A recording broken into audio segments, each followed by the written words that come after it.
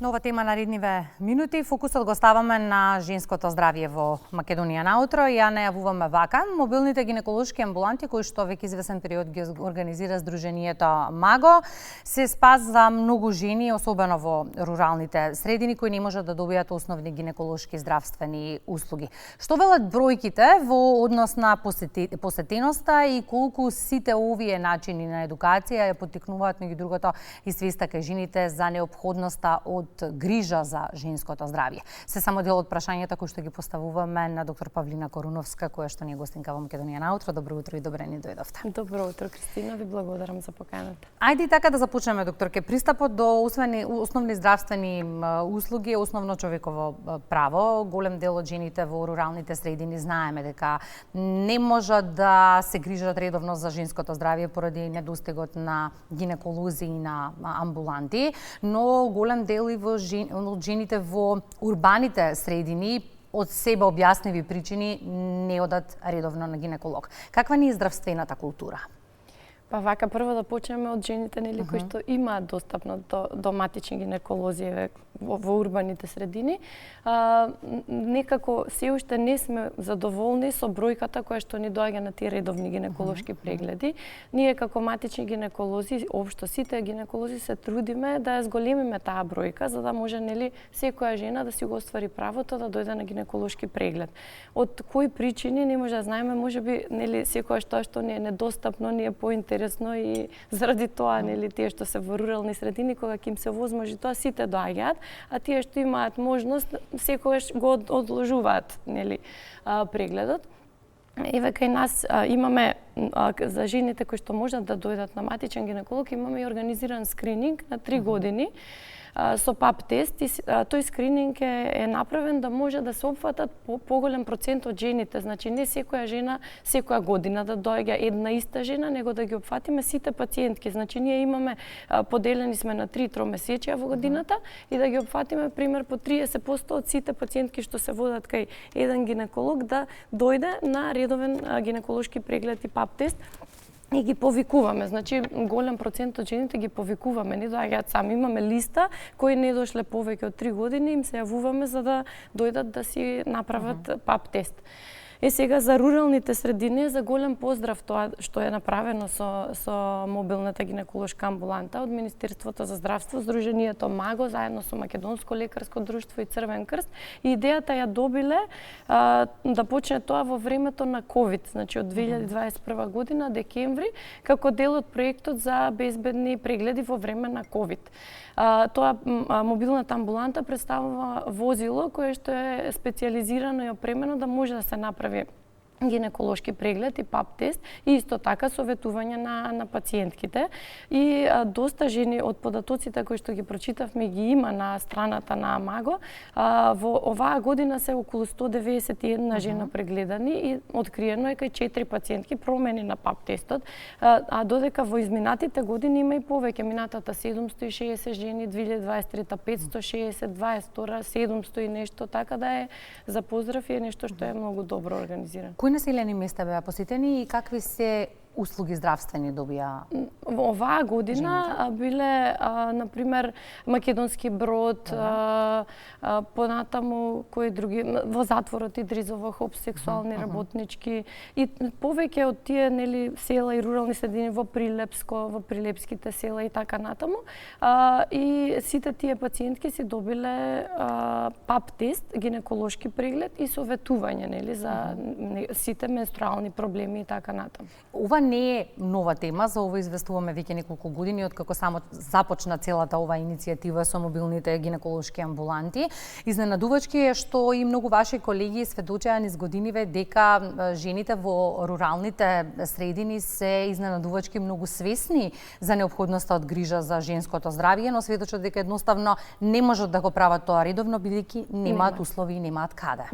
Да, така и податоците од тоа колку жени се прегледани го кажуваат тоа, дека навистина тие кои што биле повикани си дошле на тој гинеколошки преглед и сега за разлика од кај нас, мислам, не можат да кажеме дека не доаѓаат, но има жени кои што навистина им се јавуваме, им закажуваме и повторно нема да дојдат на тој преглед.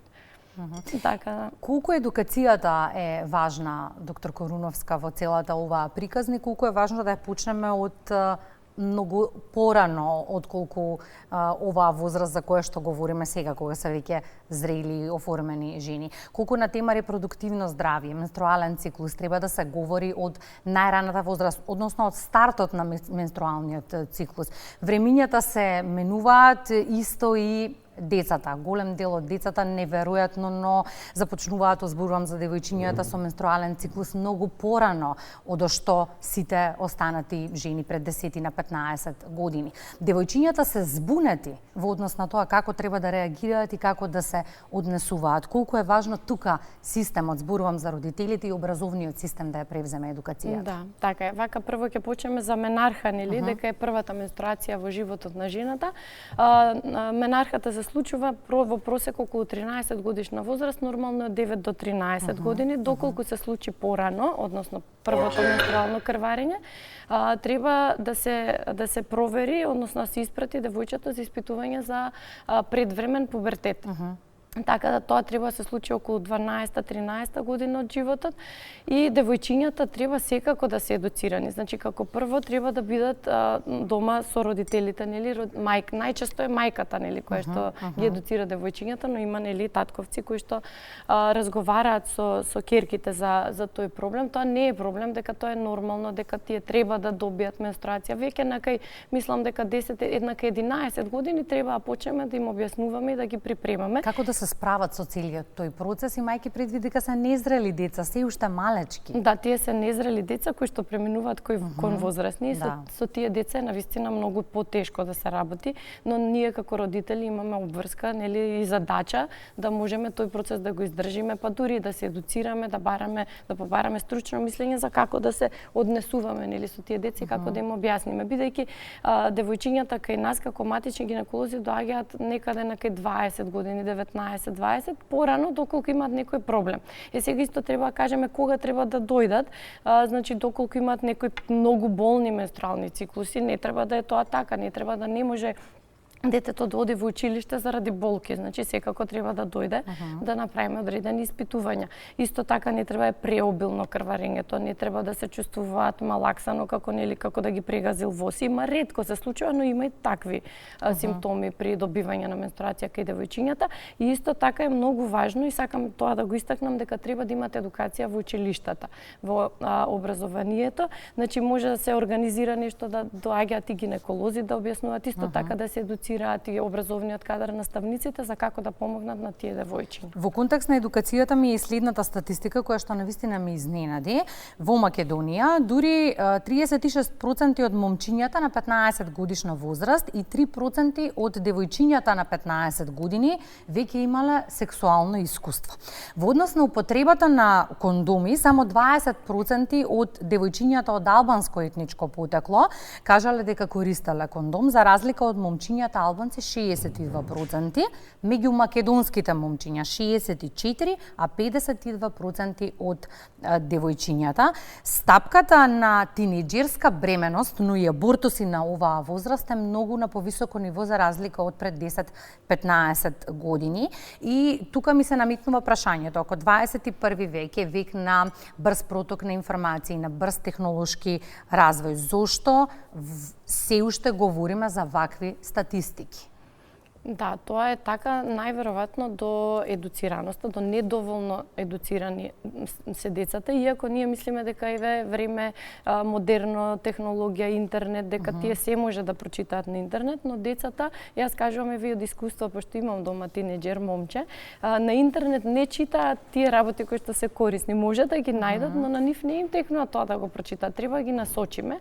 Значи треба да имаат поголемо образование и во училиштата, но и ние родителите од дома. Сега се уште е табу тема зборувањето дома? Се уште е табу тема зборувањето дома. Да, јас мислам дека и ние како родители се запрашуваме кога треба да почнеме, кога да им објасниме за тие работи, бидејќи тие некој пат знаат и да не прашаат ако слушнат, нели, надвор со децата и ние си мислиме тие зборуваме секогаш тие знаат и повеќе од ние што мислиме, но тие знаат, ама не знаат доволно точно за тие информации, така да јас мислам дека треба да ги едуцираме, доколку не знаеме и сами, не е срамота и не е страшно да побараме и мислење од стручни лица, од психолозите, затоа што се смета дека треба ние да им го објасниме процесот пред тие да почнат со сексуални односи, како да се заштитат од сексуално преносливи болести, како да се заштитат од несакана бременост, па дури и кога ќе дојде, да речеме, до тој момент, ние треба да им објасниме и да им покажеме како треба да користат. Не случајно ја отворив оваа тема за едукацијата, бидејќи доаѓаме веројатно до точка каде што треба да кажеме дека едукацијата е клучна за да можеме да имаме